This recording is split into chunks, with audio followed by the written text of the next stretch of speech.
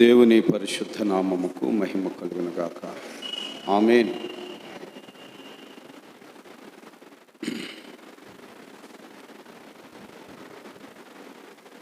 సర్వశక్తిగల దేవుడు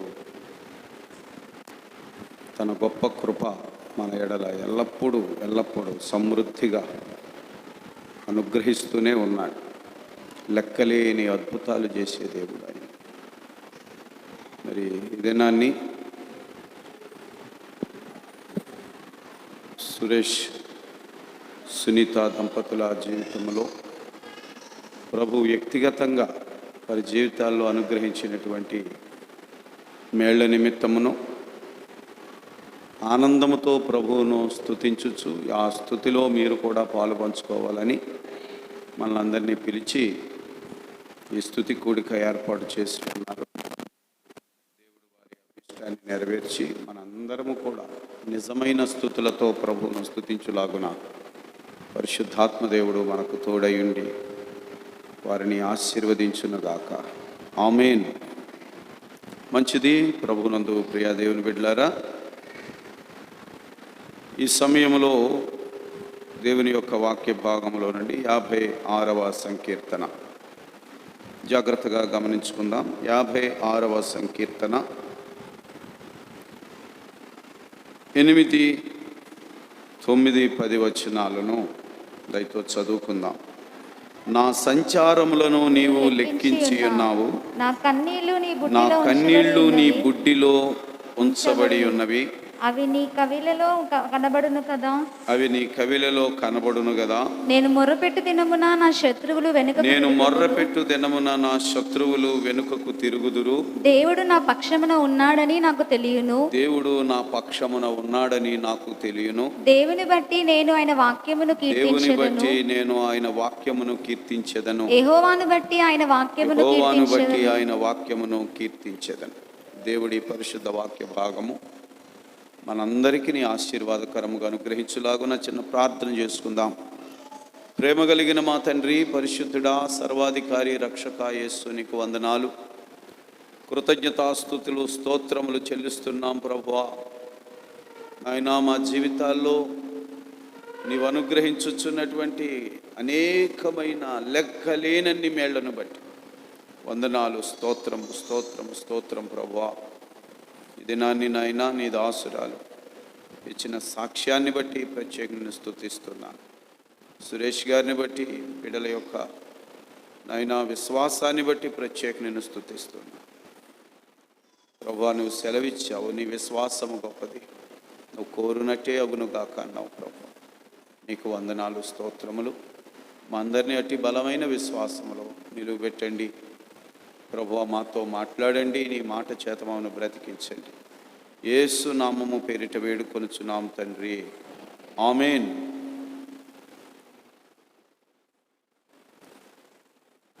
ప్రభునందు ప్రియా దేవుని బిడ్డలారా, మరి స్తుతి కూడికగా ఏర్పాటు చేసి ఉన్నారు. స్తుతించుట అంటే ఏమిటండి? స్తుతించుట అంటే పొగడుట. స్తోత్రించుట అంటే ఏమిటంటే స్తోత్రము చెప్పుట. స్తోత్రించుట అంటే పొంది ఉన్నటువంటి మేలును ఎత్తిపెట్టి చూపించుకుంటా. ప్రభువా, ఈ మేలు నాకు చేసి ఉన్నావు కనుక నేను నిన్ను స్తోత్రించుచున్నాను. స్తుతించుట అంటే ఏమిటంటే ఆయనను పొగుడుట, ఆయనను ఘనపరుచుట. దేవుని సురేష్ గారి కుటుంబము స్తుతించుచు ఉన్నారు, పొగుడుచున్నారు. మేము మాత్రమే కాదు, సంఘమందరము కలిసి మనము ఏకముగా మన ప్రభువును స్తుతిద్దాం అనేటువంటి ఉద్దేశంతో ఈ కూడిక ఏర్పాటు చేయబడింది. దేవుని బిడ్డలారా, గత వాక్య భాగాల్లో మనం నేర్చుకున్నాం, మానవుడు పుట్టుకతోనే పాపము అంటే పుట్టుకతోనే అతడు దేవునికి దూరముగా ఉండే స్వభావముతోనే పుట్టాడు. పుట్టుకతోనే అపవాది యొక్క స్వాధీనములో ఉన్నాడు కనుక అతడికి విడుదల అవసరము. పుట్టుకతోనే మనం ఏ క్యాస్ట్లో పుట్టినా, ఏ జాతిలో పుట్టినా, ఏ దేశంలో పుట్టినా, క్రైస్తవ విశ్వాసుల కుటుంబంలో పుట్టినా, పుట్టుకతోనే మనము పాప స్వభావము కలిగి అపవాది యొక్క చేతుల్లో ఉన్నవారం. కనుక దేవుడు మనలను విడిపించి ఆయన కుటుంబంలోనికి చేర్చుకొనుట దేవుని యొక్క ప్రణాళిక. కనుక దేవుడు ఆ ప్రణాళిక ప్రకారంగా ప్రభు ఈ లోకాల్లోనికి వచ్చి మనందరి విమోచన కొరకు ఆయన వెల చెల్లించి మనలను సాతాను చెర నుంచి విడిపించుకున్నాడు. సాతాను చెరలో విడిపించబడినటువంటి వాడు ప్రభు సొత్తయ్యాడు, ప్రభు యొక్క కుటుంబ సభ్యుడయ్యాడు, ప్రభు సన్నిధిలో ఉండడానికి అర్హుడయ్యాడు, దేవుని కుమారుడు అనబడ్డాడు. ఇలాంటి స్థితిలో ఉన్నప్పుడు శత్రువుకు కడుపు మంట. అరే నా చేతుల్లో ఉన్నవాడు విమోచకుని చేతుల్లోకి, సర్వశక్తి గల దేవుని చేతుల్లోకి వెళ్ళిపోయాడు. ఇప్పుడు వాడిని వెళ్ళి మరలా నా చేతుల్లోకి తెచ్చుకోవటం అనేది అసాధ్యం, అంతే కదా. అపవాది శక్తి కలిగినవాడు, కానీ సర్వశక్తి కలిగిన వాడు దేవుడు. సర్వశక్తి గల దేవుని చేతుల్లో నుంచి ఒక వ్యక్తిని దొంగిలించుట అది అసాధ్యము.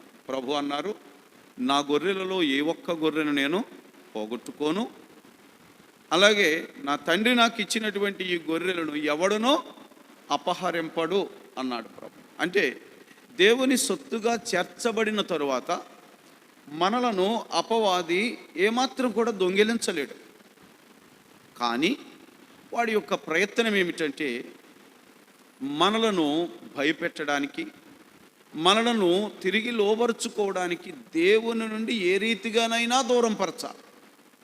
చూడండి, దేవుని యొక్క ప్రెమిసిస్లో ఉన్నంతసేపు అపవాది మనలను ఏమీ చేయలేడు. గనుక ఏదో మభ్యపెట్టి ఏదో రీతిగా ఈ లోక సంబంధమైనటువంటి విషయాలైనా మన చెవుల్లో పెట్టి మన కళ్ళ ద్వారా పంపించి వాడు దేవునికి మనలను దూరము చేయుట అనేది వాడి యొక్క ప్లాన్. ఇవాళ చాలామంది క్రైస్తవులు అలాగూ రక్షణ పొంది దేవుని సొత్తైన వారు కూడా ఆయా పరిస్థితులను బట్టి, లోక విధానాలను బట్టి, పొరుగువారి పరిస్థితులను బట్టి, ఆయా మాటలు వినడాన్ని బట్టి దేవునికి తెలియకుండానే మెల్లిమెల్లిగా దూరం అయిపోతూ ఉంటారు. ప్రార్థన చేసుకుంటూ ఉంటారు, భక్తి అనుకుంటూ ఉంటారు. కానీ ప్రభు అన్నాడు కదా, ఈ ప్రజలు నన్ను పెదవులతో ఘనపరుస్తున్నారు కానీ వారి హృదయము నాకు అలాంటి స్థితిలోకి తీసుకెళ్ళిపోతాడు. నువ్వు మందిరంలో ఉన్నా సరే, నువ్వు మందిరంలో ఉంటావు, భక్తి అంటావు, ఇవన్నీ అంటావు, కానీ హృదయము దేవునితో అనుసంధానము కానియడు. ఇది వాడి యొక్క ప్రణాళిక. కాబట్టి జాగ్రత్తగా వాడు మనల్ని లోకాశల వైపు తీసుకెళ్ళిపోతాడు. కానీ ప్రభువు మనలను విడిచిపెట్టడు. వాడు ఎంత దూరం తీసుకెళ్తున్నా ప్రభు ఆత్మ కూడా అంతే దూరము వస్తుంది. ఏ సమయంలోనైనా నా బిడ్డతో నేను మాట్లాడాలి, అతనిలో పశ్చాత్తాపం పుట్టించాలి. దేవునికి దూరమైపోతున్నటువంటి పరిస్థితులలో సంభవించేటువంటి వాటిలో కొంత కఠినముగానే దేవుడు అప్పగిస్తాడు. ఆ విధంగా జరిగినప్పుడు మారు మనస్సు పొంది ప్రభు దగ్గరకు వస్తే మరలా నాకు క్షేమమని గ్రహించుకొని ప్రభు దగ్గరికి వచ్చే ఏర్పాటు దేవుడు చేస్తాడు. ఒక వ్యక్తి అప్పటికీ కూడా మారు మనస్సు పొందకుండగా, అప్పటికీ కూడా ఎన్ని తగులుతున్నా ప్రభు వైపు రాకుండగా తనకున్నటువంటి బలముతో ఏదో ప్రయత్నాలు చేస్తూ అలాగే వెళ్ళిపోతే అతని జీవిత కాలములో అతడు మరలా తిరిగి దేవుని యొద్దకు రానప్పుడు అతడు నిశ్చయముగా నరకాగ్నికి లోనవుతాడు. అర్థమైందండి? దేవుడు మనతో మాట్లాడుతున్నాడు. అయితే ఎప్పుడైతే మనము ప్రభు సన్నిధిలో ఉన్నామో సాతాను మనల్ని టార్గెట్ చేశాడు కదా. ఇక్కడ జాగ్రత్త గమనించండి, శత్రువు ఎప్పుడు కూడా మనకు కీడు చేయాలని తలపెట్టేవాడే. శత్రువు ఎప్పుడు కూడా కీడు చేయాలని తలపెట్టేవాడు. తండ్రి ఎప్పుడు కూడా నాకు మేలు చేయాలని తలపెట్టేవాడు, అంతే కదా. సమస్తము మేలు కలుగుటకే జరుగుతుంది, మేలు కలుగుటకే సమకూరుస్తాడు, జరిగిస్తాడు. ఆయన ప్రణాళిక చాలా ఉన్నతమైనది. సాతాను కూడా ఒక ప్రణాళికతో ఉన్నాడు. ఏ విధముగానైనను ఇతనిని భయపెట్టో, గాయపరచో, ఇబ్బందులకు గురి చేసో, అన్నీ కూడా దారులు మూసినట్టుగా టైట్ చేసో, ఏదో విధంగా ఇతడు నా చేతుల్లోకి రావాలి. ఇతనిని నష్టపరచాలి, కీడు చేయడానికే వాడు ఎప్పుడు కూడా తలపోస్తూ ఉంటాడు. ఈ నేపథ్యంలో సాతాను మనలను అలాగూ కీడులోనికి ప్రేరేపించాలన్నా, వాడు నా మీద కీడు చెయ్యాలన్నా వాడు నేరుగా నా దగ్గరకు రాలేడు. ఎందుకు రాలేడంటే నేను దేవుని సొత్తు. అర్థమైందా? వాడు నేరుగా రాలేడు. కనుక వాడు ఎలా వస్తాడని అంటే మరి ఏదో రూపంలో, మరి ఏదో ఒక వ్యక్తిని వాడుకొని, వాడికి ఆల్రెడీ సాధనాలు ఉన్నాయి కదా, వాడికి ఉన్నటువంటి సాధనాలైన మానవులు అంటే ఈ మానవులు వాడి చేతుల్లో ఉన్నారు. ఇంకా విడుదల పొందనోళ్ళు అన్నమాట. ఉంటారా లేదా లోకంలో? వాళ్ళు ఇంకా సమాజంలో ఉన్నారు. క్రైస్తవ సమాజంలో ఉన్న రక్షణ పొందలేదు, విడుదల పొందలేదు, అపవాది సాధనాలుగానే వాడబడుతున్నారు. వాళ్ళని సాతాను ఎలాగైనా వాడుకుంటాడు. అవునా? వాడితోటే తిట్టేస్తాడు, వాడితోటే ఎందుకంటే వాడు ఆల్రెడీ అతని యొక్క సాధనం. కనుక వానిని ఏదో రీతిగా వాడుకుంటాడు, వ్యక్తుల్ని వాడుకుంటాడు, పరిస్థితుల్ని వాడుకుంటాడు. ఏమండి, క్షేమముగా దేవుని సన్నిధిలో నువ్వు ఉండుట వాడు అసలు తట్టుకోలేడు. గనక ఏదో రీతిగా నిన్ను గాయము చెయ్యాలి. ఎందుకంటే వాడు కీడు చేసేవాడు. ఇది ఎప్పుడూ మనము పోరాటము చేయవలసిన వారమండి. ఈ లోకంలో ఉన్నంత కాలము మనము పోరాటము చేయాలి. మనము పోరాడునది అని చెప్పాడు కదా. ఆ పోరాడేటువంటిది ఆకాశ మండలంలో ఉన్న దురాత్మశక్తులే కానీ అవి నేరుగా వచ్చి నీతో పోరాడు. పరిస్థితులను వాడుకుంటాయి, ఆయన యొక్క సాధనాలైన వ్యక్తులను వాడుకుంటాయి. ఏ విధముగానైనా నిన్ను దాడి చేసి, నిన్ను గాయపరిచి, నిన్ను భయభ్రాంతినిగా చేయాలని వాడెప్పుడు ప్రయత్నం చేస్తూ ఉంటాడు. ఇప్పుడు సునీత చెప్పిన సాక్ష్యంలో 1, 2 అండి, ఎన్ని ఇబ్బందులు వచ్చాయి. కోవిడ్ సమయంలో వచ్చిన ఇబ్బందులు ఎలాంటివి వచ్చాయి. సాతాను తన ప్రణాళికతో దాడి చేస్తూనే ఉంటాడు. ఈ దాడి ప్రతి క్రైస్తవుని మీద జరుగుతూ ఉంది. అయితే క్రైస్తవుడు దానిని జయించుటకు దేవుడిచ్చిన గొప్ప ఆయుధము పేరు స్తుతి. జాగ్రత్తగా గమనించాలి. స్తుతి ఇది ఆయుధం అండి. సాతానును నీవు ఎదిరించడానికి, సాతానును నీవు జయించడానికి దేవుడు రక్షణ పొందినటువంటి మనకు ఇచ్చినటువంటి ఆయుధము స్తుతి. ఇక్కడ భక్తుడు అంటున్నాడు, ఒకసారి మనం 56వ కీర్తనలో 6వ చరణము నుంచి చూస్తే, వారు గుంపు కూడి పొంచియుందురు అన్నాడు. వారు అని వ్యక్తుల గురించి అన్నాడే. అమ్మా, మన శత్రువు వ్యక్తా లేకపోతే వాడిలో ఉన్న దురాత్మ చెప్పాలా? అర్థమైందా? నేను చాలాసార్లు ఒక శబ్దాన్ని వింటాను, మీరు కూడా వినుంటారు. వాడు చాలా మంచోడురా, వాడు చాలా మంచోడు, వాడు అలాగ అంటాడా, అసలు అనుకోలేదురా, వాడు అలా మాట అనేసేసరికి నా మనసు చాలా కృంగిపోయింది, వాడు ఎప్పుడు అలాగ అనలేదు అని అంటే, ఇతని వాదార్చే స్నేహితుడు అంటున్నాడు, వాడు అలాంటివాడు కాదు కానీ రా, ఆళ్ళలో ఉన్నవాడు అలా మాట్లాడించాడు కానీ అది దిగిపోతే వాడు అలాంటివాడు అంటున్నారా లేదా? ఎవరున్నారంటే వాళ్ళలోనూ ఇంకొకడు ఉన్నాడు అంటున్నాడు. వీడి ఉద్దేశంలో అది మందు కానీ విడుదల పొందని ప్రతి వ్యక్తిలో అపవాది ఉన్నాడు. అర్థమైందండి? అపవాది ఉన్నాడు గనక అపవాది వాడిని వాడుకుంటున్నాడు. వాడు ఆల్రెడీ అపవాది చెరలో ఉన్నాడు కనుక అపవాది వాడిని వాడుకుని నీతిమంతుల మీద దాడి చేస్తాడు. అలాగే భక్తిహీనుల మీద కూడా దాడి చేస్తాడు. వాడు వీడు కొట్టుకోవడం సాతానికి సంతోషం. ఎందుకంటే వీళ్ళందరూ ఎవరి పిల్లలో? ఆయన పోలికలో చేయబడిన వారు. రక్షణ పొందిన వారి మీదకి దాడి చేస్తాడు, రక్షణ పొందని వారి మీదకి దాడి చేస్తారు. ఏదో కుక్కలు దెబ్బలాడుకుంటున్నట్టు మనుషులు దెబ్బలాడుకోరా? అలాంటి అసహ్యంగా ఎందుకున్నారని అంటే వాళ్ళు వీళ్ళ మనుషులే కానీ వీళ్ళను సాతాను స్వాధీనంలో పెట్టుకున్నాడు. దాన్ని బట్టి వాడు సంతోషిస్తున్నాడు. దేవుని పిల్లలు గమనించాలి, మన శత్రువు ఎప్పుడు మానవుడు కాదు. ఇది గ్రహింపు కలిగి ఉండాలి. ఎవరు శత్రువు అంటే అతడు శత్రువు స్వాధీనంలో ఉన్నాడు గనుక అతనిని అపవాది వాడుకుంటున్నాడు. ఇలాంటి వారందరూ ఇదిగో దావీదు జీవితంలో గుంపు కూడొచ్చారట అంటున్నాడు ఇక్కడ. గుంపు కూడి పొంచియుందురు, నా ప్రాణము తీయగోరుచు వారు నా అడుగు జాడలు కనిపెట్టుదురు. అడికి అదే పని. మన యాత్రలో, మన ఆధ్యాత్మిక ప్రయాణములో మనల్ని ఏ విధంగా డిస్టర్బ్ చేయాలి అనేది వాడు పొంచి ఉంటాడు. ఎప్పుడు కూడా నిరంతరం మనం అందుకే ప్రభు అన్నాడు, మెలకువగా ఉండండి, అలర్ట్గా ఉండండి. ఏ విషయంలో అలర్ట్గా ఉండాలి? ప్రార్థించుటలోనూ స్తుతించుటలోను. ఇది ఎప్పుడు కూడా మనం అలర్ట్గా ఉండాలి. ఒక క్యాన్వా వెళ్తూ ఉంటే, అఫీషియల్గా క్యాన్వా వెళ్తుంటే ఎన్నిసార్లు టెస్ట్ చేస్తారండి? ఎందుకంటే ఎక్కడైనా ఏదైనా బాంబులు పెట్టారేమో కదండి, ఇలాంటి ప్రమాదాలు ఉంటాయేమో. మెలకువగా ఉండకపోతే ఎప్పుడు ఏం జరుగుతుందో తెలీదు.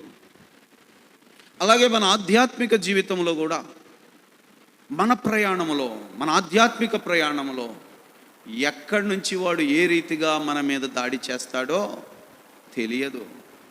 ఇదిగో వారు అడుగు జాడలు కనిపెడతారట. ఎక్కడ వీక్నెస్ ఉంది, ఎలాగైతే వీళ్ళు పడిపోతారు, ఎలాగైతే వీరు దేవుని నుండి దూరం అవుతారు. ఈ విధంగా సాతాను ఎప్పుడు కూడా ప్రయాసపడుతున్నాడు. ఇక్కడ చెప్పాడు, తాము చేయు దోషక్రియల చేత వారు తప్పించుకుందురా, దేవా కోపము చేత జనములను అనగగొట్టుము, నా సంచారములను నీవు లెక్కించి ఉన్నావు. నా అడుగు జాడలను వాడు కనిపెడుతున్నాడు. వాడి రిజల్ట్ వాడుకున్నది, ప్రభువా నా సంచారాన్ని నీవు చూస్తున్నావు. ఆయన చూస్తున్నాడు. అమ్మా గమనించాలి, గతంలో మనం నేర్చుకున్నాం, దేవుని కను దృష్టి లోకమందంతటా ఉన్నది. ఆకాశం నుండి ఆయన నరులందరినీ దృష్టించుచున్నాడు. అంత మాత్రమే కాదు, యెహోవా యందు భయభక్తులు గల వారిని గురించి ఒక మాట రాసి ఉంటుంది. ఒకసారి ఆ మాట కూడా చదువుదాం. 33వ కీర్తనలోకి వద్దాం. 33వ కీర్తన 18వ చరణం నుంచి చూస్తే, వారి ప్రాణమును మరణము నుండి తప్పించుటకును, వారి ప్రాణమును మరణము నుండి తప్పించుటకును, కరువులో వారిని సజీవులుగా కాపాడుటకును యెహోవా దృష్టి ఆయన యందు భయభక్తులు గలవారి మీదను, ఆయన కృప కొరకు కనిపెట్టు వారి మీదను నిలుచుచున్నది. గమనించాలి ఈ మాట. కరోనా వచ్చింది, ఫస్ట్ వేవా, సెకండ్ వేవా, ఏవేవైనా అనేక విధాలుగా చాలామంది ఆర్థిక ఇబ్బందులు పడ్డారు. వ్యాపారాలు ఆగిపోయాయి, ఆదాయాలు ఆగిపోయాయి. అయితే ప్రభు వాగ్దానం ఇచ్చాడు, యెహోవా యందు భయభక్తులు గలవారి విషయంలో ప్రభు అంటున్నాడు, కరువులో వారిని సజీవులుగా కాపాడుకునే బాధ్యత ఆయనదట. ఇప్పుడు సురేష్ సునీతల అనుభవంలో దేవుడు ఆ అనుభవాన్ని చూపించాడు. నిజమే, చాలా కష్టమైన పరిస్థితులు. మరి రెంట్ కట్టాలి, సరే ఇవాళ తీస్తారేమో, ఈ కరోనా ఈ కర్ఫ్యూ లాగా పెట్టారు, ఇదంతా ఎత్తేసేది, ఇంకా ఈ నెల తర్వాత తీసేస్తారేమో అని అనుకుంటుంటే ఉండే కొలది అద్దె తీసుకునే వాళ్ళు ఆగరు. అనేక రీతులుగా ఇబ్బంది కలిగింది. సరుకు అంతా తెచ్చుకున్నారు. అన్నిటినీ నా సంచారములను నీవు చూచుచున్నావు. యెహోవా యందు భక్తి కలిగి ఉన్నటువంటి వారి విషయంలో ప్రభు అన్నాడు, మరణములో నుండి వారిని తప్పించడానికి, కరువులో వారిని సజీవులుగా కాపాడడానికి యెహోవా కనుదృష్టి ఆయన యందు భయభక్తులు గల వారి మీద ఉన్నది. మనం ధన్యులమండి. చాలామంది అనేక ఇబ్బందులకు గురయ్యి ప్రాణాపాయ పరిస్థితుల్లోకి వెళ్ళి ఎన్నెన్నో అనుభవించారు. దేవుడు మనల్ని లేవనెత్తాడు. మరి సునీత యొక్క సాక్ష్యంలో, అవును, అంతమంది కరోనా పేషెంట్స్ మధ్య దేవుడు అగ్నిలో షడ్రకు మేషక బెత్నెగోలతో తోడై ఉన్నట్టుగా అలాంటి క్లిష్టమైన పరిస్థితులైనా దేవుడు కాపాడుకున్నాడు. ఎంత మలినము అంటనీయకుండా దేవుడిచ్చిన వాగ్దానాలు ఇవి. ఆయన యందు భయభక్తులు కలిగి ఉన్నవారు. కనుక మనము దేనికి భయపడవలసిన అవసరత లేదు. మనం ప్రత్యేకము. ఇక్కడ మళ్ళీ 56వ కీర్తనలోకి వస్తే, నా సంచారములో నీవు చూస్తున్నావు, నా కన్నీళ్ళు నీ బుడ్డిలో ఉంచబడి ఉన్నవి. దేవుని పిల్లారా, ఈ కన్నీటి అనుభవాన్ని దేవుడు నేర్పుతున్నాడు అనే పాఠాన్ని మనం నేర్చుకున్నాం కదా. భారభరితమైన ప్రార్థనను మనకు నేర్పుతున్నాడు. మీరు గమనించారు ఇందాక సహోదరి చెప్పిన సాక్ష్యంలో, అడుగడుగునా ప్రార్థన. అవునా? అడుగడుగునా ప్రార్థన. ప్రభువుని ఆశ్రయించుట ధన్యత అండి. అందుకే దేవుని యొక్క ఆ రక్షణ వలయంలో డ్యూటీ చేసింది. ఆలోచన చేయాలి. అడుగడుగునా ప్రార్థన. అంతకంటే బలమైన అనుభవంలోకి తీసుకెళ్ళడానికి దేవుడు ఇంకా కొంత లోతైన అనుభవాల్లో పెట్టాడు. మరి నిజమే, ఇప్పుడు కరోనా లేదు అని కాదు, ఉంది. ఆయా ప్రాంతాల్లో ఉంది. ఇప్పుడు డెంగ్యూ కూడా చాలా ఎక్కువగా ఉంది. అలాగే టైఫాయిడ్ ఉంది. ఏదైనా ఇద్దరు పిల్లలకు కూడా ఒకేసారి వచ్చినప్పుడు తల్లి తండ్రి ఎంత తల్లడిల్లిపోయి ఉంటారో మీరు ఆలోచన చేయాలి. ఎంత తల్లడిల్లిపోయి ఉంటారు. ప్రభు పాదాలు పట్టుకుని ఎలాగో బ్రతిములాడుకుని ఉంటారు. ఎందుకనంటే ఎన్ని మందులను ఆశ్రయించినా మందులేస్తే తగ్గట్లేదు అన్నప్పుడు ఎలాంటి ప్రార్థన చేసి ఉంటారు. ప్రభు అంటున్నాడు, ఆ కన్నీళ్ళన్నీ లెక్కించబడుతున్నాయమ్మా, ఆ కన్నీళ్ళన్నీ లెక్కించబడుతున్నాయి. నీవెంత ప్రార్థన చేశావో, నీ వ్యక్తిగత జీవితము, భార్యాభర్తలుగా మీరు చేసిన ప్రార్థన, సుఖంగా ఉన్నామనుకున్న వాళ్ళు చేయలేరు ఆ ప్రార్థన. అన్నీ మాకు బాగున్నాయి అన్న వాళ్ళకి ఆ ప్రార్థనతో పని లేదు. దేవుడు మిమ్మల్ని అనుభవంలోకి తీసుకెళ్ళాడు. మీ కన్నీళ్ళన్నీ లెక్కించబడ్డాయట.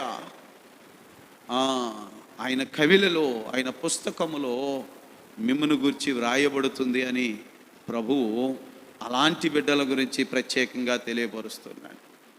ఏమండి? అందుకొరకై చూడండి అన్నాడు అక్కడ, నేను మొర్రపెట్టు దినమున. మొర్ర యొక్క బలం ఇది కదండి. మొర్ర పెట్టావు, నిన్ను బాధించడానికి, నిన్ను ఇబ్బంది పెట్టడానికి, నిన్ను ట్రాప్ చేయడానికి వచ్చినటువంటి శత్రువు ఆ రోజునే తోక ముడిచాడు అని ప్రభువు చెప్తున్నాడు. అర్థమైందండి? నువ్వు మొర్రపెట్టిన దినముననే. అందుకే దేవుని పిల్లలారా, మొర్రపెట్టుట అనేటువంటి అనుభవంలో నీ పాపములను గురించి, నీ వ్యక్తిగత విషయాల గురించి దేవుని సన్నిధిలో ప్రాధేయపడండి. నిన్ను ఉచ్చులో వెయ్యాలని వచ్చేటువంటి సాతాను ఆ దినముననే తోక ముడుస్తాడట. ఇక్కడ చెప్పిన మాట అది. నేను మొర్రపెట్టినటువంటి దినమున నా శత్రువులు వెనుకకు దేవుడు నా పక్షమున ఉన్నాడని నాకు తెలియను. దీనిని బట్టి నేను ఆయన వాక్యమును కీర్తించెదను. దేవుడు నాకు తోడై ఉన్నాడని నేను ఎరుగుదును. దేవుని పిల్లరా, ఎలాంటి పరిస్థితులు వచ్చినా దావీదు రాయిచున్న ఈ కీర్తన అతని అనుభవము ప్లస్ పరిశుద్ధాత్మ దేవుడు అతని అనుభవం ద్వారా మనతో మాట్లాడి మనల్ని కూడా ఈ అనుభవాల్లో నడిపిస్తున్నాడు. ఇక్కడ చెప్పినటువంటి విషయంలో ఆలోచన చేస్తే, దేవుడు నాతో ఉన్నాడని నేను ఎరుగుదును, దేవుడు నా ప్రార్థన ఆలకిస్తాడని నేను ఎరుగుదును. అందుకే నేను ఆయన దగ్గర మొర్రపెట్టాను. నేను మొర్రపెట్టిన దినము నుంచే నాకు విడుదల ప్రారంభమైంది. ఎందుకంటే నన్ను ఉచ్చులో వేయాలని వచ్చిన శత్రువు వెనుకకు తిరిగి వెళ్ళాడు. ఇప్పుడు నా నోటి నిండా నవ్వు. ఆ నవ్వే దేవుని స్తుతించడానికి కారణం. అంతేనండి? ఆ నవ్వే దేవుని స్తుతించడానికి కారణం. స్తుతించుట అనగా ఆయనను పొగుడుట. ఆయనను పొగుడుట అనేటువంటిది విశ్వాసము మీద ఆధారపడిన విషయం అండి. అమ్మా, స్తుతించుట ద్వారా సాతాను వెనుకకు తిరిగి వెళ్ళిపోవాలి. స్తుతించుట ద్వారా సాతాను నిన్ను తాకడానికి కూడా వాడికి బలము లేదు. ఇది స్తుతిలో ఉన్న బలము, స్తుతిలో ఉన్న శక్తి. అది ఎప్పుడు స్తుతించగలుగుతాం మనం? ఏ అనుభవం లేకుండా హల్లెలూయా హల్లెలూయా హల్లెలూయా స్తోత్రం చెప్పండి అమ్మా స్తోత్రం చెప్పండి అంటే సమాజంలో ఉన్న వాళ్ళందరూ హల్లెలూయా అంటే సాతాను వెళ్ళిపోతాడు అనుకుంటున్నారా? ఇదొక అలవాటు, ఒక నేర్పది. అర్థమైందండి? స్తుతి చేయడం అనేటువంటిది అది ఒక అనుభవంలోకి తీసుకెళ్ళేది. ముందు నీకు ఒక అలవాటుగా నేర్పాల్సిన అవసరం ఉంది. ముందు అది ఆచారమే. పరిశుద్ధ గ్రంథంలో చాలా ఆచారాలు ఉన్నాయి. అంటే ఎటెల కాలం ఆ ఆచారంలో ఉండిపోమని కాదు, ఆ ఆచారము నుండి నువ్వు నేర్చుకోవాలి. అర్థమైందా? పై స్థానంలో వెళ్ళడానికి ఇది ఎలిమెంటరీ సెక్షన్ అన్నమాట ఆచారం. ఎటెల కాలం ఆచార క్రైస్తవులు ఉండిపోతున్నారు, అదే ప్రభు బాధ. అదే కదా మొన్న అన్నాడు, ఉపవాసం గురించి వాళ్ళు సీరియస్గా తీసుకుంటున్నారు. ఆచారం ఏంటయ్యా? ఎటెల కాలం అదే ఆచారమా? వాస్తవంలోకి రావాలి. పెండ్లి కుమారునితో ఉంటే ఆ అనుభవంలోకి రావాలని ఉపవాసాన్ని దేవుడు నేర్పించాడు. అవునా కదా? ఆచారాలు కొన్ని అవసరమే. స్తుతించుట అనేది ఒక ఆచారముగా దేవుడు నెలకొల్పాడు. మొట్టమొదటిగా నిబంధన మందసాన్ని దావీదు ఎంతో ఘనంగా తీసుకొచ్చిన సంగతి మనకు తెలుసు కదండి. చాలా ఘనంగా తీసుకొచ్చాడు. ఘనంగా తీసుకొచ్చిన తరువాత ఒక గుడారంలో పెట్టి అక్కడ దేవునిని ఆరాధించటానికి బలి అర్పణలు జరిగించిన తరువాత మొట్టమొదటిగా దావీదు ఒక స్తుతించే బృందాన్ని ఏర్పాటు చేశాడు. ఒకసారి గమనించాలి. బలులు అర్పించారు, ప్రార్థనలు చేస్తున్నారు, ఇవన్నీ చేస్తూ కొత్తగా ఒకటి తీసుకొచ్చారు. అది ఎందుకనంటే వీళ్ళకి అలవాటు కావాలి. దేవుని స్తుతించడం అనేటువంటిది ఒక అలవాటుగా తీసుకురావాలి. ఈ స్తుతి యొక్క వాస్తవికత ఏమిటనంటే నీవు యథార్థంగా హృదయములో నుండి ఆనందముతో దేవుని స్తుతిస్తుంటే శత్రువు తోక ముడిచి వెళ్ళిపోతాడు. శత్రువు నిన్ను ముట్టకుండా నీ చుట్టూ దేవుని యొక్క కోట ఏర్పడడానికి స్తుతి మూలము అనే మాట గుర్తుపెట్టుకోండి. ఎందుకంటే 8వ కీర్తన 2వ చరణాన్ని నేను ఒకసారి జ్ఞాపకం చేశాను కదా. చంటి పిల్లల యొక్క స్తుతుల మూలమున నీవు ఒక దుర్గమును స్థాపించావు. నా చుట్టూ ఒక దుర్గం ఉండాలంటే స్తుతి మూలముననే. చంటి పిల్లలు అంటే ఏమిటంటే కేవలము నమ్మినవారు. చంటి పిల్లలంటే తెలుసు కదా. చంటి పిల్లలంటే మీరు పిల్లల వంటి వారు అయితేనే కానీ దేవుని రాజ్యము అంటున్నారు కదా. ఇంతకీ పిల్లలంటే ఏంటి? పిల్లలంటే ఏమి లేదండి, పూర్తిగా తల్లిదండ్రులను నమ్ముకున్నోళ్ళు, అంతేనా కదా. అది పిల్లలు. నేను గతంలో కూడా మీకు జ్ఞాపకం చేశాను. ఒరే చొక్కా ఎక్కడదరా, చాలా బాగుంది, చాలా బాగుందిరా ఈ చొక్కా ఎక్కడదరా అంటే మా నాన్న కొన్నాడు అంటాడు. అదే ఇప్పుడు నిన్ను అడిగితే మా నాన్న ఇచ్చాడు అంటావా? నేను కొనుక్కున్నాను, పలానా చోట కొనుక్కున్నాను. అదే పిల్లోడికి మనకి తేడా.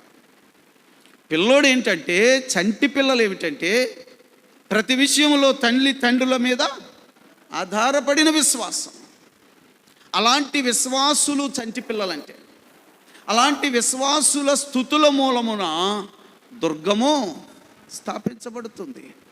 ఆ విశ్వాస స్థుతిలోనికి దేవుడు తీసుకెళ్ళాలని ఒక అలవాటు ప్రక్రియను ఏర్పాటు చేశాడు దావీదు ద్వారా. అర్థమైందా నేను అన్నమాట? ఒకసారి దినవృత్తాంతాల గ్రంథం, మొదటి దినవృత్తాంతాల గ్రంథం 16వ అధ్యాయంలోకి వద్దాం. 16వ అధ్యాయంలో 4వ వచనం నుంచి చదువుతున్నాను. మరియు అతడు అనగా దావీదు. అది 16వ అధ్యాయం 1వ వచనంలో రాసి ఉంటుంది. ఇక్కడ అతడు అనగా దావీదు యెహోవా మందసము ఎదుట సేవ చేయుచు ఇశ్రాయేలుల దేవుడైన యెహోవాను ప్రసిద్ధి చేయుటకును వందించుట అంటే ఏంటి? వందనములు చెప్పుటకు. ఏమండి అక్కడ అంటున్నాడు, ప్రసిద్ధి చేయుటకును వందించుటకును ఆయనకు స్తోత్రములు చెల్లించుటకును లేవీలలో కొందరిని నియమించెను. ప్రత్యేకంగా వాళ్ళకి అదే డ్యూటీ అండి. రాజు అయినటువంటి దావీదు కొంతమందిని అపాయింట్ చేశాడట, నియమించెను. వారిలో ఆసాపు అధిపతిగా ఉన్నాడు. జకరియా అతని అసిస్టెంట్గా ఉన్నాడు. యెహీయేలు, షెమీరామోతు, యెహీయేలు, మతిత్యా, ఎలియాబు, బెనయా, ఓబేదెదోము, యెహీయేలు. ఇంగ్లీష్ వారి వర్షిప్లో అయితే ఎక్కువ సమయం ఆరాధించడానికే, స్తుతులు చెల్లించడానికే, వర్షిప్ చేయడానికి ఒక ప్రత్యేకమైనటువంటి టీం ఏర్పాటు చేయబడి ఉంటుంది. జాగ్రత్తగా గమనించండి. వర్షిప్ అనేది లేక ఈ స్తుతులను చెల్లించేటువంటి ఒక అలవాటును దేవుడు పెట్టాడు. అలా స్తుతి చేస్తూ ఉంటే సాతాను వెళ్ళిపోతాడా అంటే, నాయన నువ్వు ప్రాథమిక దశలో ఉంటే వాడు వెళ్ళడం. ఇప్పుడు అక్కడ స్తుతించే టీము వారు అందరూ కూడా చాలామంది సాతాను చేతిలో ఉండుండొచ్చు. అర్థమవుతుందా? స్తుతి ఎప్పుడు చేస్తాము? విడుదల పొందాక. అర్థమైందా అండి? నీ కన్నీటి మొరకు ప్రతిఫలము దొరికింది కనుక, ప్రభువు నాకు విజయం ఇస్తున్నాడు అని నువ్వు నమ్మావు గనుక, అప్పుడు నీ నోరు స్తుతిని చేస్తుంది. విజయ స్తుతి అంటే గొప్ప అంటున్నాను. ఇంకొక పదంలో చెప్పాలంటే అమ్మ విజయోత్సవ ధ్వని. విజయోత్సవ ధ్వని. ఇప్పుడు ఏం లేదు, మీకు తేలిగ్గా అర్థం అవడానికి. సరే, ఒక వ్యక్తి ఎన్నికల్లో పోటీ జరిగింది, ఒక వ్యక్తి గెలిచాడు. గెలిచిన తర్వాత వాళ్ళందరూ విజయోత్సవముతో కాముగా వెళ్ళిపోతారా, కేకలు వేసుకుంటూ వెళ్తారా? కేకలు వేయట విజయోత్సవము. కేకలు వేస్తూ అంటారు జిందాబాద్ జిందాబాద్ అంటారు. దాని పేరు స్తుతి. అంటే గణపరుస్తున్నారా లేదా? ఎందుకు ఈ సంతోషము? అబ్బా, అలా వెళుతున్నటువంటి వారు ఎవరు డల్గా ఉండరండి. అందరూ ఆ విజయము మా విజయమే అన్నట్టుగా ఆనందముతో కేకలు కేకలు కేకలు వేస్తారు. అది హృదయంతరంగాల్లో నుంచి వచ్చిన ఆనందము. ఆ సమయాన్ని బట్టి, ఆ విషయానికి. దేని పిల్లారా, నిరంతరము విజయం ఇచ్చుచున్న దేవుడు ఆయన. ఈ సత్యాన్ని మీరు గ్రహించాలి. ఎవరు ఆయనను స్తుతిస్తారంటే ఆయన భక్తులు ఆయనను స్తుతిస్తారు. ఆయన భక్తులు అంటే ఎవరంటే విడుదల పొందినోళ్ళు. అవునా? విడుదల పొందినోళ్ళు. రెండో విషయం ఏంటంటే అమ్మా, శత్రువు మీద విజయం పొందినోళ్ళు. జాగ్రత్తగా విజయోత్సవ ఊరేగింపు గురించి అన్నాను కదా. ఎవరి మీద విజయం పొందాడు అతను? అతనికి ఉన్న తాత్కాలిక అపోనెంట్ కదా అండి. తాత్కాలికంగా అప్పటి మట్టుకే అది. కానీ అది మనకొక పాఠం. దాన్ని చూసినప్పుడు మనకు ఒక ఆలోచన పుట్టిస్తున్నాడు దేవుడు. విజయోత్సవం అది. మరి మన శత్రువు ఎవరు? మన శత్రువు ఎవరు అని అంటే సాతాను కంటే బలమైన శత్రువు. దేవుడు చెప్పాడు, కడపట నశింపచేయబడు శత్రువు మరణము. అర్థమైందండి? మన శత్రువు ఎవరు? అపవాది ట్రాప్ చేసేది అంతే అక్కడ తీసుకెళ్ళి అప్పచెప్పడానికి. ఇక అందులో పడితే బయటకు వచ్చే పరిస్థితి. కడపటి అంటే అంతటికంటే బలమైన శత్రువు మరణము.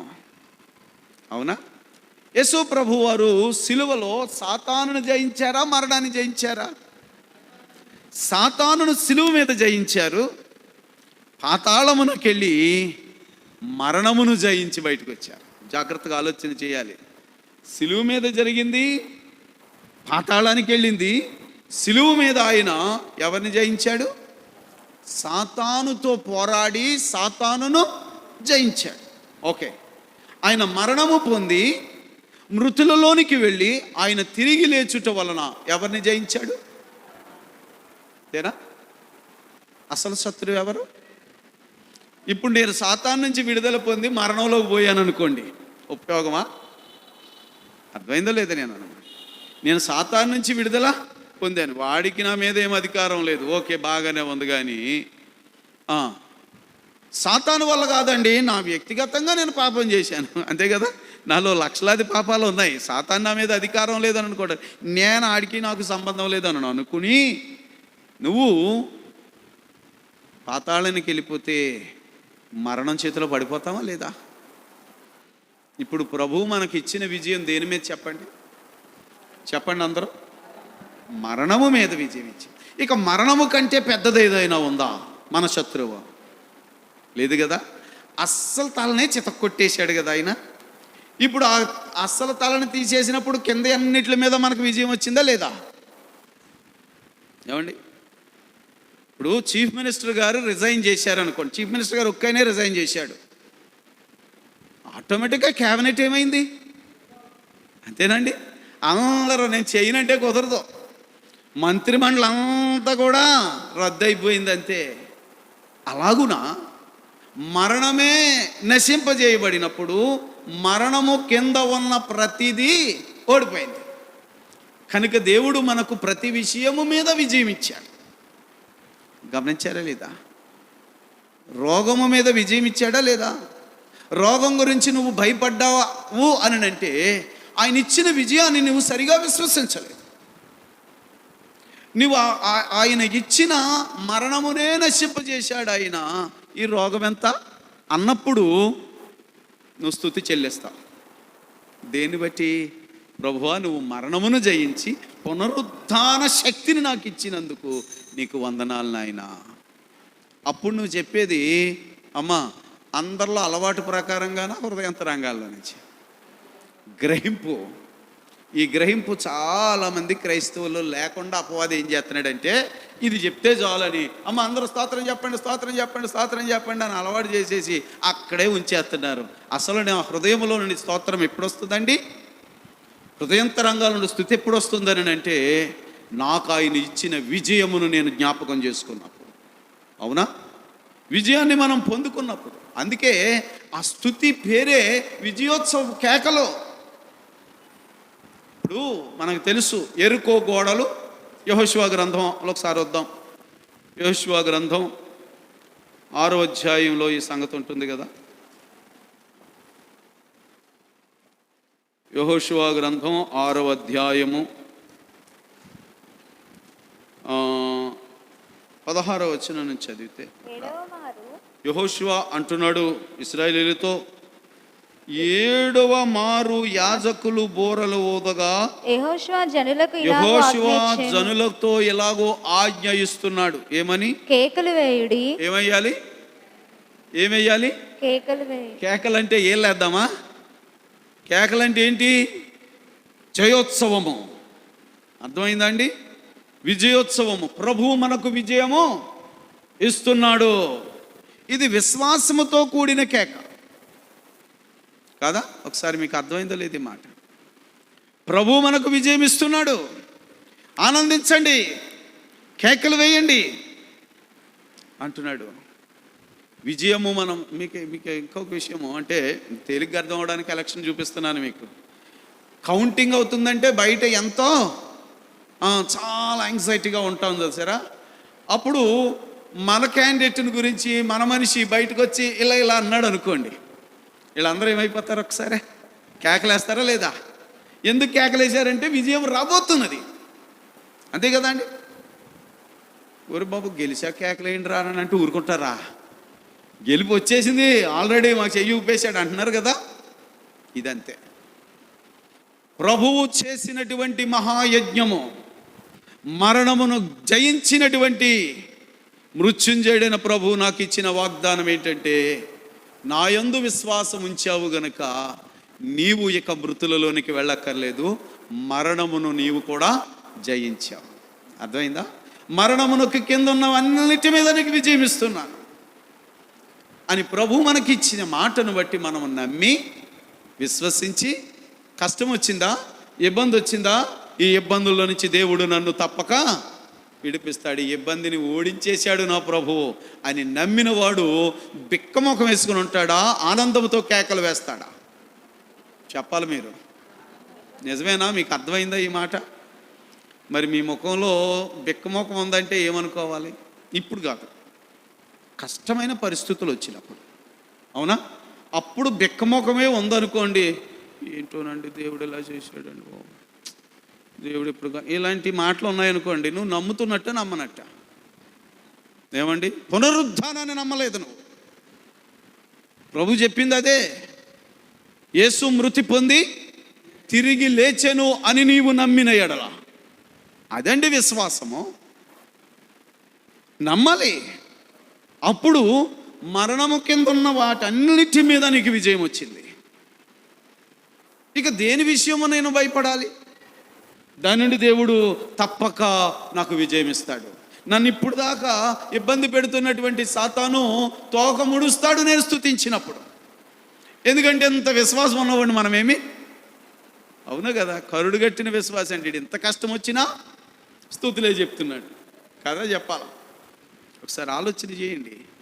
కేకలు వేసినప్పుడు ఏమన్నాడు అక్కడ? కేకలు వేయండి, రిజల్ట్స్ వచ్చేస్తుంది మనకి. ఎరుకో పట్టణము మన చేతికి వచ్చేస్తుంది, ఎరుకో కోటలు కూలిపోతున్నాయి. కేకలు వేయండి, యెహోవా ఈ పట్టణమును మీకు అప్పగించుచున్నాడు. అంటే ఇంకా అప్పగించలేదు కానీ ముందొచ్చి చెయ్యి ఊపేశాడు అనమాట. మందే కదా, కేకలు వేయాలా లేదా? నమ్మిన వాళ్ళు కేకలు వేస్తారు. వీడు ఎలాగా అంటాడు రా అన్నవాడు కేకలు వేయటం. కేకలేద్దాం. కేకలు వేయటయే స్తుతి చెల్లించుట. ఏ పరిస్థితులనైనా ప్రభువు నాకు విజయం ఇచ్చాడు అని నువ్వు నమ్మి స్తుతిస్తున్నప్పుడు నిన్ను బాధించుచున్న శత్రువు తోక ముడిచి వెళ్ళిపోతాడు.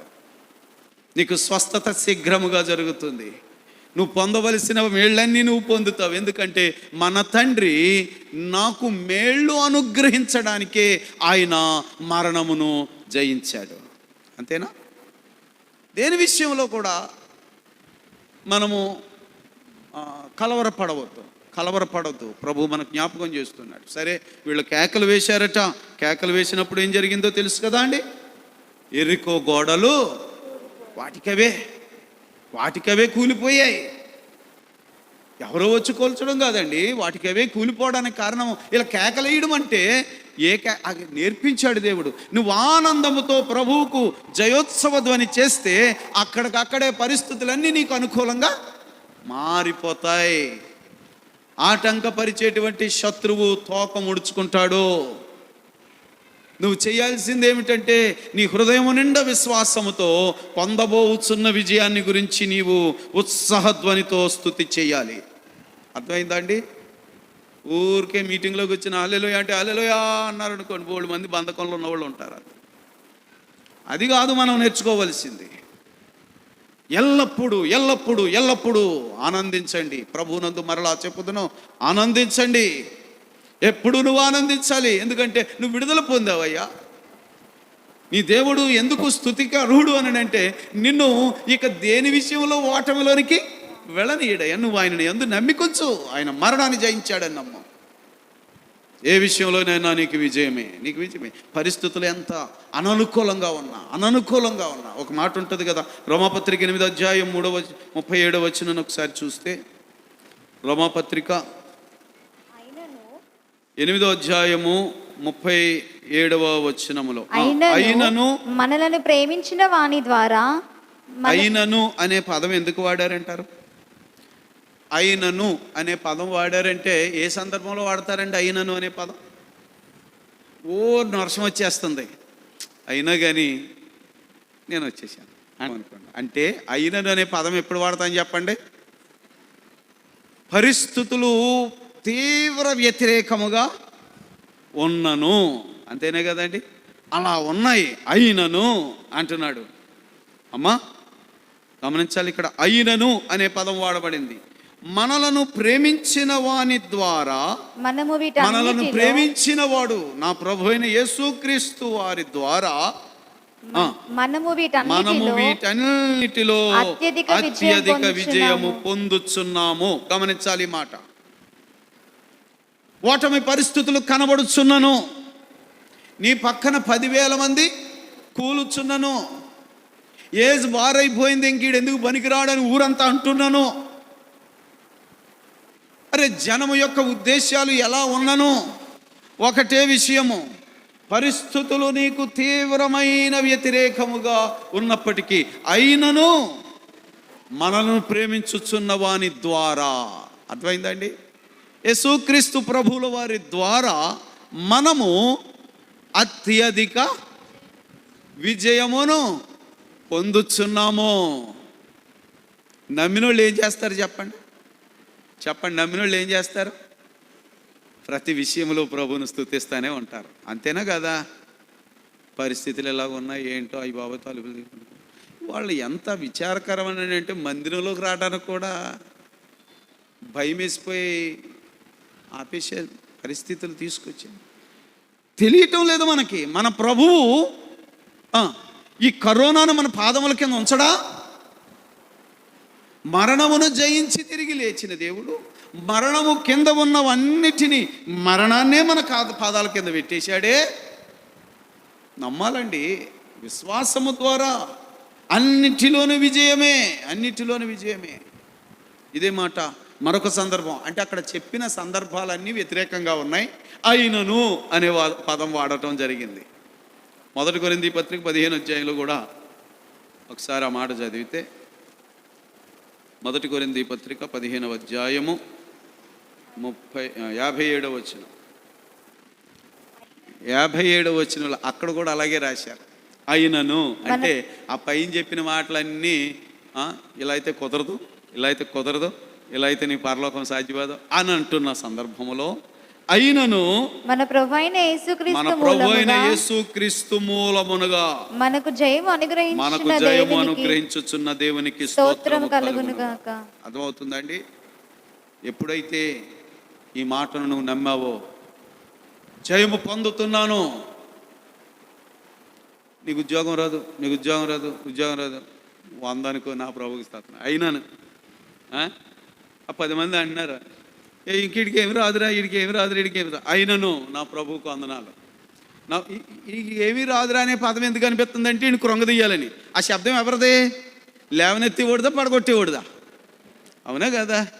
ఇంకిడి పని అయిపోయిందిరా, ఇంకిడి పని అయిపోయింది, ఇంకిడి పని అయిపోయింది, ఇంకేం అవ్వదు, ఇంకేం లేదు, ఇంక కుదరదు, ఇంకా దీని పెళ్ళి అవ్వదు, ఇంకా పాపం అయిపోయింది, దీని పని అయిపోయింది అంటున్నారా లేదా? ఈ శబ్దాలన్నీ ఎవరయ్యి? నిలబెట్టేవాడువా, పడగొట్టేవాడువా? పడగొట్టేవాడు. అది శత్రువు పదం. శత్రువు నిన్ను సంధిస్తున్నాడు వ్యక్తి ద్వారా. నువ్వు చెప్పాల్సిందేంటో తెలుసా? అయినను నా దేవునికి వందనాలు, అయినను నేను దేవుని స్తుతిస్తాను, అయినను నా దేవునికి వందనాలు. సరే ఏదైతే అయిందిలే, ఏదైనాను అది నాకు అనుకూలమే, నాకు మేలు చేసే దేవుడు, ఆయనకు వందనాలు అని నువ్వు చెప్తా ఉంటే, ఏంట్రా ఈయన ఎంత ఎక్కేసినా పని అవ్వట్లేదని, ఆడు ఫెయిల్ అవ్వట్లేదండి? ఫెయిల్ అవుతున్నాడా లేదా?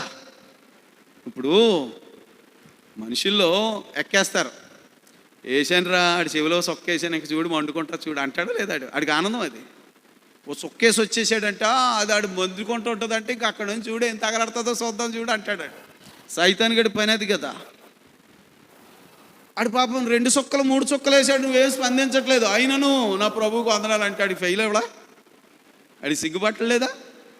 ఎంత రెచ్చగొట్టినాడు, ఏం పని అవ్వటం లేదురా, తోక ముడవడా? ఒకసారి గమనించాలి మనం ఈ మాటలు. ఏ పరిస్థితుల్లోనైనాను ప్రభువును స్తుతించుట సాతాను మీద విజయం. అందుకే అన్నాడు, స్తుతుల మూలమున ఒక దుర్గము. అర్థమైందా లేదా? ఇప్పుడు మన చుట్టూ ఆ కోట ఏర్పాటవుతుందా లేదా? ఇప్పుడు వారి కుటుంబం స్తుతించింది అంటే కష్టం వచ్చింది కనుక, మొరపెట్టారు కనుక దేవుడు బాగు చేశాడని కూడికెట్టుకున్నారమ్మా అని అనవద్దు. కష్టము దేవుని పిల్లలమైన ప్రతి ఒక్కరి మీద బాధలు వస్తాయి. కానీ ప్రతి విషయంలో నువ్వు దేవుని స్తుతిస్తుంటే, ఎప్పుడూ దేవుని స్తుతిస్తుంటే, నిత్యము ఆయన కీర్తిని నోట ఉన్నప్పుడు సాతాను నిన్ను శోధించడానికి కూడా వాడికి బలము చాలదు. అర్థమైందా లేదా? అన్ని విషయములలో దేవుడు నాకు విజయం ఇస్తున్నాడు, నాకు విజయం ఇస్తున్నాడు. ఇప్పుడు యోబును గురించి ఒకసారి ఆలోచన చేస్తే మనకు తెలుసు, యోబు భక్తి కలిగినటువంటి వ్యక్తిగా, ఏమంటే ఆయన గురించి మంచి స్టేట్మెంట్ ఉంది కదా. ఇలాంటి వ్యక్తి జీవితంలో దుర్వార్తలు ఒకదాని తర్వాత వచ్చేసాయి. నీ బిడ్డలు ఎలాగ అయిపోయారు, నీ బిడ్డలు ఎలాగ, నీ ఆస్తులు ఎలాగ అయిపోయింది, మొత్తం అయిపోయింది అని చెప్తున్నప్పుడు, అమ్మా యోబు విశ్వాసం ఎంత గొప్పదని అంటే, అయినను అంటున్నాడు కదండి, అయినను నా దేవుణ్ణి నేను స్తుతిస్తాను. అరే పిచ్చోడువా మంచోడువా, నీ అన్నీ నష్టపోయా, నీ బిడ్డలు కూడా ఎలాగ అయిపోయారు, ఇదంతా అయిపోయిందని అంటే నీకేం బాధ అనిపించట్లేదంటే అనంటే, లేదు ఏ పరిస్థితుల్లో నా దేవునిని నేను స్తుతిస్తాను. అవునా కదా? యోబు గ్రంథం 1వ అధ్యాయం 21వ వచనం ఒకసారి చదవండి. యోబు గ్రంథం 1వ అధ్యాయం 21వ వచనం. నేను నా తల్లి గర్భంలో నుండి అది ఏ మాట, ఏ స్టేట్మెంట్ ఇస్తున్నాడండి? గట్టిగా చదవమ్మా. నేను నా తల్లి గర్భములో నుండి దిగంబరినై వచ్చి తిని, నా తల్లి గర్భములో నుండి ఏమీ లేకుండా దిగంబరిగా వచ్చి తిని, దిగంబరినై అక్కడికి తిరిగి వెళ్ళేదను. నేను వెళ్ళేటప్పుడు కూడా దిగంబరిగానే వెళతాను. యెహోవా ఇచ్చెను, యెహోవా తీసుకొని ఏది పోయెను. ఉన్నా, బిడ్డలైనా ఆస్తి అయినా ఏదైనా యెహోవా ఇచ్చెను, యెహోవా తీసుకొని పోయెను. యెహోవా తీసుకొని పోయెను. యెహోవా నామమునకు స్తుతి కలుగును ఏంటండి గాక. మాట? ఎలాంటి విశ్వాసం ఇది? ఎంత దృఢమైన విశ్వాసముతో ఉండి అలాంటి పరిస్థితుల్లో కూడా దేవునిని స్తుతిస్తున్నాను అని అంటున్నప్పుడు సాతాను ఇంకేం చేయగలడు చెప్పాలి? చెప్పండి, ఏం చేయగలడు ఇంకా? అందరికి అర్థమైంది లేదు ఈ మాట.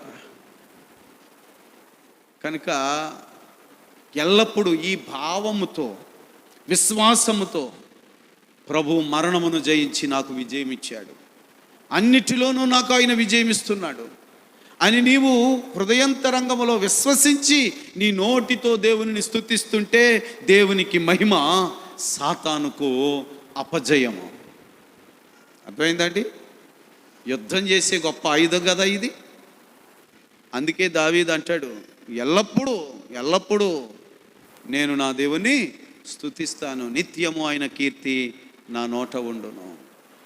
ఎల్లప్పుడూ నేను దేవుని స్తుతిస్తాను, ఎల్లప్పుడూ వాడు ఏం చేసినా సరే నా దేవుని స్తుతిస్తాను. వాడేం చేయగలడు? అవునా? 28వ కీర్తనలో, 28వ కీర్తన ఒకసారి చదువుదాం ఆ మాట. 28వ కీర్తనలో 7వ వచనం అనుకుంటూ ఒకసారి చూడమ్మా దయచేసి. 28వ కీర్తన 6-7. యెహోవా నా విజ్ఞాపన ధ్వని ఆలకించి ఉన్నాడు, ఆయనకు స్తోత్రము కలుగును గాక. ఆయనకు, ఇందాక నేను అన్నాను, స్తుతికి స్తోత్రానికి చిన్న డిఫరెన్స్.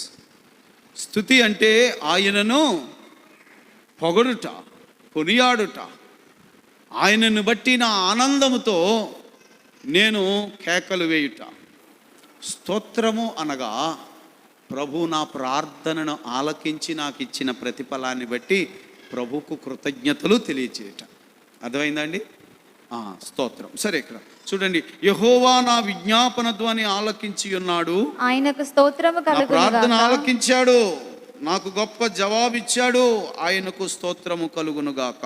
యెహోవా నా ఆశ్రయము, నా కేడెము, నా హృదయము ఆయన యందు నమ్మిక ఉంచెను గనుక నాకు సహాయము కలిగెను. కావున నా హృదయము ప్రహర్షించుచున్నది. ఏం జరుగుతుంది? హృదయములో ఆనందమే. దేనిని బట్టండి? ఆయన నా ఆశ్రయము, ఆయనే నా కేడెము అని నేను నమ్మాను.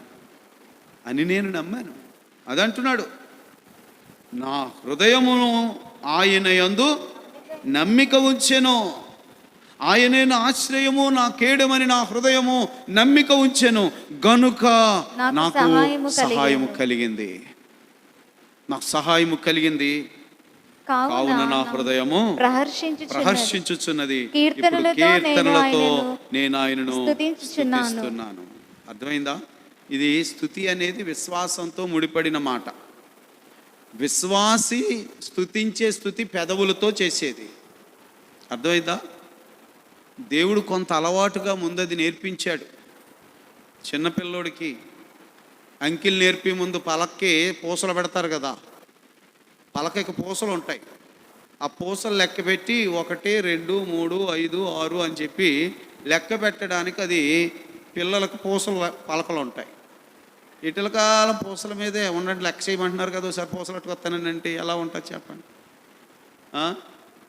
పూసల నుంచి ఆడు అంకిల్లోకి ఎదిగాడు, అంకిల్లో నుంచి XYZ అనే లెక్కల్లోకి వెళ్ళిపోయాడా లేదా? అంకిల్ స్థాయి నుంచి పై అక్షరాల స్థాయికి వెళ్ళిపోయాడు. అది అభివృద్ధి. గారి ఇటీవల కాలం పూసలు లెక్కెడతా ఉంటే ఆడు అక్కడోడే.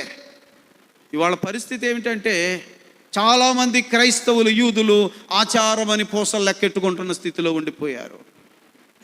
ఆచారము కాదండి, ప్రభు నేర్పుతున్నాడు. ముందు అవసరమే, అక్కడ చంటి పిల్లోడికి పూసలు అవసరమే. ప్రభు మనకు నేర్పాడు కొన్ని ఆచారాలు, విధానాలు, వాయువు అవసరమే. కానీ అవే స్థిరము కాదు. మనం ఎదగాలి. దేవుని స్తుతించుట ఇప్పుడు ఎక్కడి నుంచి? హృదయాంతరంగాల్లో నుండి. నమ్మావు గనక నువ్వు పొందుతావు, నమ్మావు గనుక పొందుతున్నావు గనుక నువ్వు స్తుతిస్తావు. అంతేనండి. ఆ స్తుతి నీ జీవితంలో ఉంటే నీ చుట్టూ బలమైన కోట ఏర్పడింది. ఎల్లప్పుడూ ఎల్లప్పుడూ ఎల్లప్పుడూ. అమ్మా, ఇలాంటి కూడికలు చాలామంది పెట్టుకుంటారు లేదా? స్తుతి కూడిక అంటే వాళ్ళ ఉద్దేశంలో ఏంటంటే, చాలామంది పెట్టుకుంటారు, నేను చాలామందిని చూశాను అలాగా. స్తుతి కూడిక మరి పిల్ల కోయిట నుంచి వచ్చింది కదరా, అందుకని స్తుతి కూడిక పెట్టుకోవాలి. పలహారం మంచిది పెట్టామా, పాస్టర్ గారు కానుక ఇచ్చామా, మీటింగ్ అడుగు వదిలిపోయింది. ఆ స్తుతి ఎక్కడి నుంచి వచ్చింది? లోపల నుంచి ఏమి రాలేదు. అది అలవాటు, ఆచారం, అది అవసరమే, కానీ ఎటెలకాలం అది కాదు. అర్థమవుతుందండి? గమనించాలి. నువ్వు స్తుతి అనేది ఎల్లప్పుడూ నీ కుటుంబంలో ఉండాలి.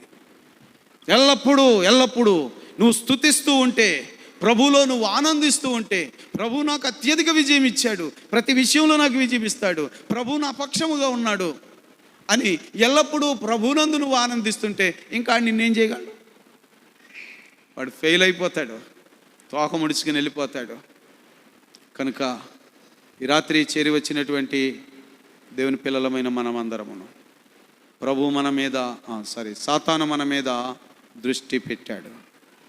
ఎన్నెన్ని రకాలుగా. నేను గతంలో మీకు ఒకసారి ఒక చిన్న ఎగ్జాంపుల్ చెప్పాను. క్రికెట్ ప్లేయర్ బ్యాట్స్మెన్ మీద ఎంతమంది దృష్టి ఉంటుందో అవుట్ చేయడానికి. అవునా? క్రికెట్ బ్యాట్ పట్టుకున్నాడు, బ్యాటింగ్ చేస్తూ ఉంటాడు అని అంటే ఎంతమందిని కాదని వాడు రన్స్ కొట్టాలి. బౌలరు, వెనకాల కీపరు, చుట్టూ ఉన్న ఈ ఫీల్డింగ్లో ఉన్నటువంటి వాళ్ళందరూ అంతమంది అతన్ని ఎలాగైనా అవుట్ చేయాలని చేస్తూ ఉంటారు. అలాంటి పరిస్థితులలో అయినను దేవుడు మనకు విజయం ఇస్తాడు. కనుక మనం దేవుణ్ణి స్తుతించాలి. ఇది గ్రహించండి. ప్రభు మనకు ఎల్లప్పుడూ తోడై ఉంటాడు. ఆయన సన్నిధిలో నిత్య సంతోషం ఉంది. ఆ సంతోషమును నీ దగ్గర నుంచి ఎవడ తీయలేడు. అర్థమైందా? ఎప్పుడు నిన్ను దూరం చేయలేడు. ఎందుకంటే నీ నోట ఉండవలసిందేంటి? కృతజ్ఞత కలిగి, ప్రభువా నువ్వు నాకు ఇచ్చిన గొప్ప విజయాన్ని బట్టి నీకు వందనాలని ప్రభువుకు కృతజ్ఞతా స్తోత్రములు చెల్లిస్తూ స్తుతించినప్పుడు దేవుని యొక్క సహాయము మనకు అన్ని వేళలా అనుగ్రహించబడుతుంది. అపవాది నిన్ను తాకలేడు. నువ్వు దేవుని యొక్క నిత్యత్వములో, పరలోకములో ప్రభువుతో మనము తప్పనిసరిగా ఉంటాము. ఎవరి నోట నిత్యము స్తుతి ఉన్నదో వారు పరలోకంలో గ్యారంటీగా ఉంటారు. అర్థమైందండి? ప్రభు ఇచ్చిన ఈ వాక్య భాగము మరి మన అందరము కూడా శ్రద్ధగా స్వీకరించి మన హృదయము నిండా ప్రభువును ధరించుకొని కృతజ్ఞతాస్తుతులు చెల్లించి మేలు పొందుటకు పరిశుద్ధాత్మదేవుడు మనకు తోడయుండి ఆశీర్వదించునుగాక. ఆమేన్. ప్రార్థన చేసుకుందాం.